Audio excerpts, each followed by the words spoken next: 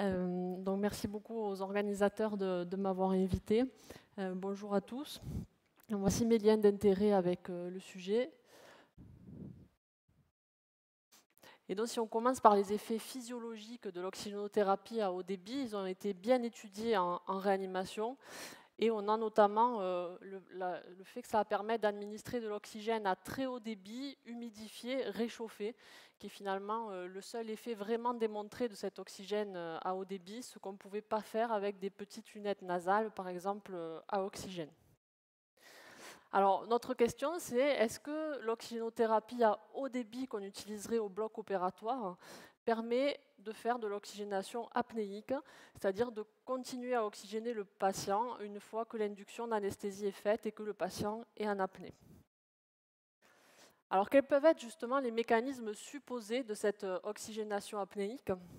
Là, c'est un schéma très imparfait que j'ai fait moi-même, c'est juste un concept, où on voit en haut la pression atmosphérique, les voies aériennes qui descendent vers l'alvéole et un vaisseau sanguin qui passe devant. On a un sang qui arrive qui est pauvre en oxygène, il repart chargé en oxygène, et qui est riche en CO2 et qui repart plus proche en CO2. Et après une bonne préoxygénation, on a une pression alvéolaire en oxygène qui est très élevée et une pression alvéolaire en CO2 qui est normale, autour de 40 mm de mercure. Donc qu'est-ce qui se passe? On va avoir un flux sortant du vaisseau sanguin vers l'alvéole qui est léger, étant donné le gradient de pression en CO2. Et par contre, on va avoir un gradient de pression en oxygène de l'alvéole vers le vaisseau qui est beaucoup plus élevé. Donc on est en condition statique, le patient est en apnée, curarisé. Dans ces cas-là, qu'est-ce qui va se passer? On a une pression alvéolaire négative qui est générée par cette différence de gradient de pression. Et donc la pression atmosphérique devient supérieure à la pression alvéolaire. Et c'est un des mécanismes qui permet l'entrée de l'air alors qu'on l'administre au niveau du nez et le passage jusqu'à l'alvéole et ensuite jusqu'au vaisseau sanguin. Donc qu'est-ce qu'on peut dire avec ce schéma? Le message, c'est que les voies aériennes doivent être perméables, sinon c'est inutile de faire de l'oxygénation apnéique. Donc il faudra déjà bien subluxer la mandibule. Il faut que le patient soit bien préoxygéné. C'est-à-dire que s'il a commencé à désaturer, c'est presque inutile de vouloir faire remonter la saturation si le patient est en apnée, bien sûr. S'il respire, c'est plus du tout la même chose. Mais si le patient est en apnée, la seule façon, ça sera de le ventiler. Et enfin, il faut que les alvéoles soient en suffisant bon état et assez ouvertes. Et c'est pour ça qu'on verra que chez le patient hypoxémique, ça va fonctionner un peu moins bien à partir du moment où l'alvéole est abîmée, ce qui peut être le cas dans le SDRA, par exemple. Alors d'abord, avant d'analyser la littérature, parce qu'on va faire vraiment une revue assez exhaustive de la littérature, quelques rappels des groupes contrôle, puisqu'on va comparer l'oxygène à haut débit versus plusieurs groupes contrôle. Et vous allez voir que dans la littérature, on va souvent mélanger préoxygénation et oxygénation apnéique, ce qui rend un peu difficile l'interprétation. Bon, d'abord, il y a la méthode standard qu'on utilise tous en première intention, qui est la préoxygénation au masque, avec un objectif de fraction expirée en oxygène supérieure ou égale à 90%. Ensuite, je le rappelle quand même parce que c'est hyper important et on l'a précisé tout à l'heure, le fait de préoxygéner en position demi-assise, hors toute méthode de préoxygénation, c'est le meilleur moyen de diminuer justement les désaturations pendant l'intubation. Ensuite, si on veut faire encore mieux que la préoxygénation au masque, on peut mettre sur le masque une PEP autour de 5 cm d'eau, parfois associée à de l'aide inspiratoire. Et dans ce cas, il a été montré que chez les patients avec obésité, on obtient plus souvent et plus rapidement une fraction expirée en oxygène supérieure ou égale à 90% lorsqu'on met une PEP et une aide inspiratoire par rapport à l'oxygène au masque classique. Alors, que vous dit la littérature justement sur l'oxygénation apnéique pendant le contrôle des voies aériennes? À ma connaissance, une des premières études publiées, c'était par M. Patel, c'est en 2015. Il analysait 25 patients qui avaient des voies aériennes prévues difficiles. La moitié d'entre eux avaient une obésité. Et il les laissait en apnée pendant qu'il administrait de l'oxygène à haut débit. Et qu'est-ce qu'il montrait? Il montrait que le temps d'apnée en minutes était très long, et avec une saturation, vous voyez le trait bleu, qui dépassait toujours 90%. Donc c'était une des premières études, en utilisant l'oxygène nasal à haut débit, bien sûr, a prouvé qu'éventuellement, elle pouvait fonctionner pour l'oxygénation apnéique. Par contre, qu'est-ce qui se passait? Il n'y avait aucun effet sur la capnie, et on avait une hypercapnie qui survenait, avec parfois, pour des patients qui restaient très longtemps en apnée, on voit qu'il y en avait qui restaient 60 minutes en apnée, des niveaux de pH qui atteignaient autour de 7, 7,05, dans des acidoses respiratoires majeures. Ça, c'est aussi un message. L'oxygénation apnéique, ça fonctionne, mais uniquement pour l'oxygène. Ensuite, il y a eu cette étude qui comparait oxygène nasal à haut débit et masque facial. Ils préoxygénaient un avec le masque classique et ensuite ils ne laissaient pas d'oxygène pendant l'apnée. L'autre groupe avec oxygène nasal à haut débit qui poursuivait ensuite pendant l'apnée. Et là, ils ne trouvaient pas de différence de PaO2, PaCO2 et pH juste après l'intubation. Donc, pas de différence entre les deux groupes. Ensuite, une autre étude qui regardait la même chose, toujours oxygène nasal à haut débit versus masque facial. Là encore, quand on regardait le nombre de patients qui avaient une désaturation inférieure à 93% entre le début de la préoxygénation et 1 minute après l'intubation, aucune différence entre les deux groupes. L'oxygène nasal à haut débit ne faisait ni mieux ni moins bien, on peut dire également, que le masque facial. Alors pourquoi finalement, dans ces premières études cliniques, on ne retrouvait pas de différence entre les deux méthodes de préoxygénation? Déjà, on mélange préoxygénation et oxygénation apnéique. C'est-à-dire qu'il y a un groupe qui ne reçoit pas d'oxygène pendant l'apnée et il y a l'autre groupe qui le reçoit. Donc c'est difficile de comparer deux groupes avec deux méthodes différentes. Et en plus, ce sont des patients qui étaient étudiés à très faible risque de désaturation. Donc c'est peut-être pour ça aussi qu'on n'arrivait pas à montrer de différence. Alors, il y a une très belle étude de Jean-Luc Anouz et de Marc-Olivier Fischer qui a comparé justement les niveaux de fraction expirée en oxygène au fur et à mesure qu'on préoxygénait soit avec l'oxygène nasal à haut débit, soit avec le masque facial. Et ce qu'il montrait, c'était que finalement, en termes de fraction expirée en oxygène, alors la méthode de mesure avait quelques limites, mais c'est une des rares données qu'il ait utilisées, l'oxygène nasal à haut débit faisait moins bien que le masque facial étanche en tant que méthode de préoxygénation pure. Encore une fois, on parle de dénitrogénation alors que le patient est encore en ventilation spontanée avant l'apnée. Alors, quelles sont ces données chez le patient avec obésité? On va voir que c'est un petit peu différent avec le patient tout venant. Chez le patient avec obésité, à nouveau, quand on compare oxygène nasal à haut débit versus masque facial, là, cette fois-ci, ils analysaient le temps d'apnée sans désaturation et on voyait que ce temps d'apnée sans désaturation était plus élevé dans le groupe oxygène nasal à haut débit par rapport au groupe masque facial. Donc peut-être que là, on avait un intérêt plus marqué de l'oxygénation apnéique justement chez ces patients. Une autre étude très récente, 2022, qui comparait à la fois à nouveau oxygène nasal à haut débit versus masque facial, on voit qu'il y avait moins de désaturation, qui était définie par une saturation inférieure à 92% dans le groupe oxygène nasal à haut débit par rapport au groupe masque facial.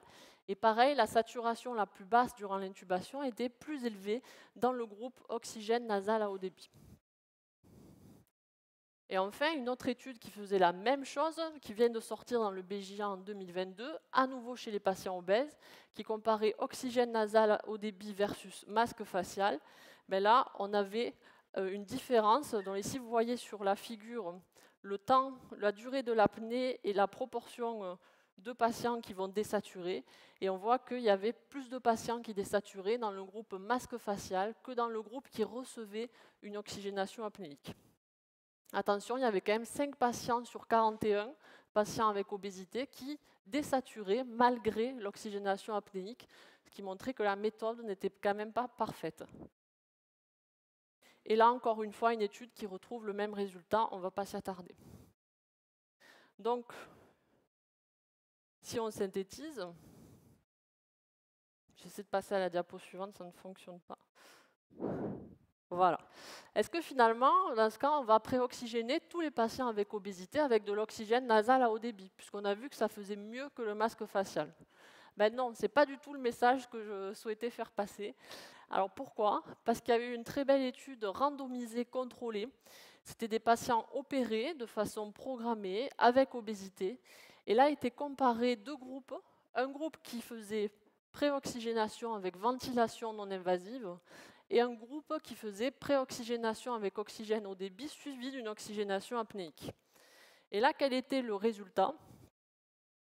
On avait une fraction expirée en oxygène juste après l'intubation qui était plus basse dans le groupe oxygène nasal à haut débit par rapport au groupe ventilation non invasive. Donc là, finalement, on retrouve ces notions qu'avec un masque facial étanche, notamment si on applique de la PEP et de l'aide inspiratoire chez le patient avec obésité, on va mieux préoxygéner qu'avec oxygène nasal à haut débit. Par contre, l'oxygène nasal à haut débit par la suite peut avoir tout son intérêt, notamment si on est dans des situations d'apnée prolongée. On avait aussi plus de désaturation dans le groupe oxygène à haut débit par rapport au groupe ventilation non invasive. Alors le futur, est-ce qu'on ne peut pas finalement combiner les deux, c'est-à-dire associer une préoxygénation au masque bien conduite, avec ou sans PEP, et associer ensuite l'oxygène nasal à haut débit pour la période qui suit l'intubation, qui suit la préoxygénation. Ça va être d'autant plus possible maintenant que les industriels commencent à créer des lunettes d'oxygène nasal à haut débit qui, lorsqu'on met le masque par-dessus, vont complètement s'aplatir et ont une valve de surpression de sécurité qui va éviter toute surpression dans le masque. Et donc ça, maintenant, ça existe, c'est mis sur le marché ce mois-ci en France, donc ça peut être intéressant chez les patients à haut risque, chez qui on voudrait préoxygéner avec un masque et ensuite laisser l'oxygénation apnéique pendant l'apnée. Alors, que dit la littérature chez le patient hypoxémique? Alors, on va voir, je vous dis d'emblée la réponse, c'est un peu comme chez le patient avec obésité.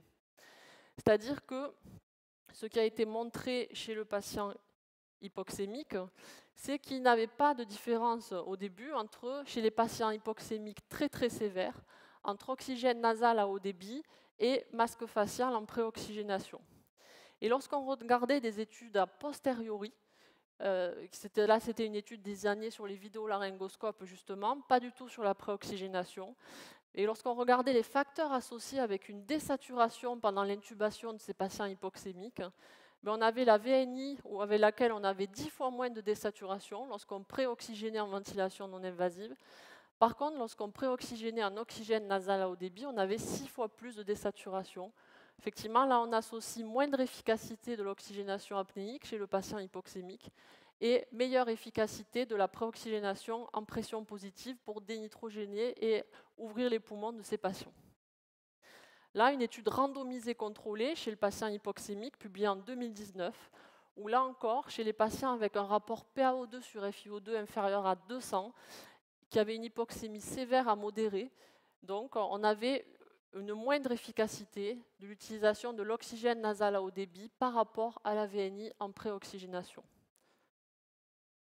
Donc finalement, la VNI, c'est mieux que l'oxygène nasal à haut débit aussi pour la préoxygénation des patients hypoxémiques. Donc ce qu'on avait testé, c'est l'association des deux, il y a déjà quelques années. Et ce qu'on faisait, on préoxygénait en VNI avant l'intubation et ensuite, pendant l'apnée, on laissait les lunettes nasales d'oxygène à haut débit.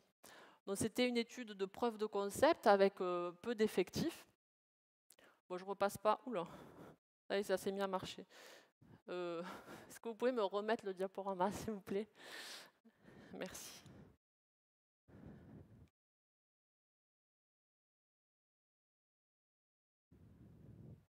Voilà, j'étais là. Donc je ne repasse pas sur la méthodologie, c'est une méthodologie en aveugle, donc on ne savait pas si le patient dessous recevait vraiment de l'oxygène ou pas.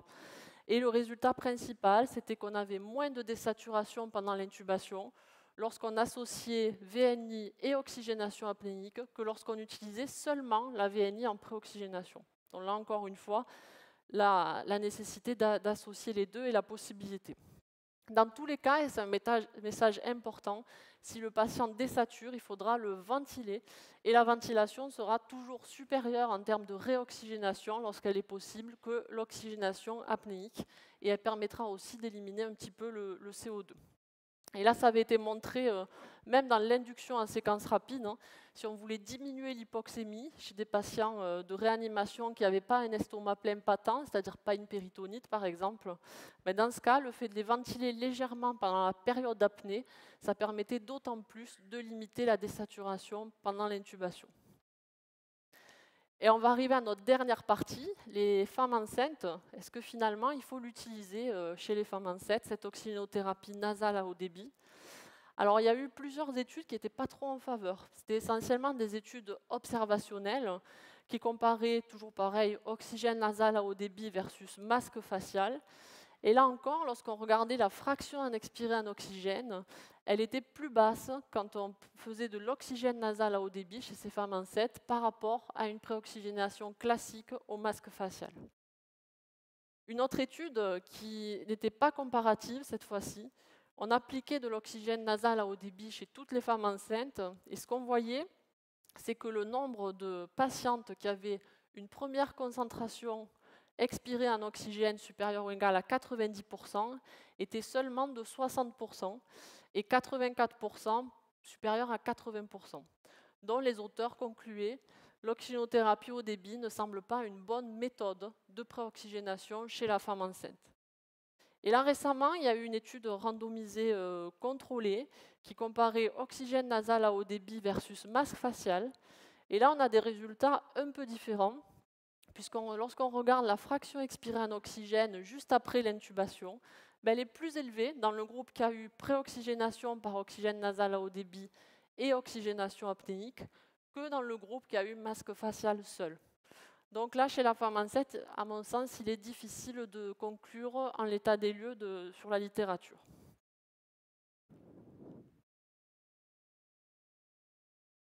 Voilà, donc si on fait un petit QCM de synthèse, l'oxygénation apnéique A doit être utilisée pour toutes les intubations au bloc opératoire, B peut remplacer une préoxygénation, C permet de ventiler le patient en apnée, D ne peut se réaliser qu'avec des lunettes d'oxygène nasal à haut débit, et E permet de prolonger la période d'apnée sans hypoxémie. Quelle est la bonne réponse d'après vous?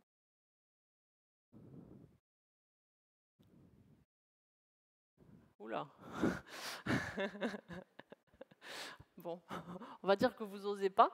Donc effectivement, c'était la réponse E, permet de prolonger la période d'apnée sans hypoxémie, puisque tout le reste était faux, hein. Ça ne remplace pas la préoxygénation, ça ne doit pas être utilisé pour toutes les intubations, ça ne permet pas de ventiler le patient, seulement de l'oxygéner, et on peut toujours utiliser des canules oropharyngées, par exemple, ou d'autres moyens pour faire une oxygénothérapie apnéique. Il n'y a pas que l'oxygène nasal à haut débit.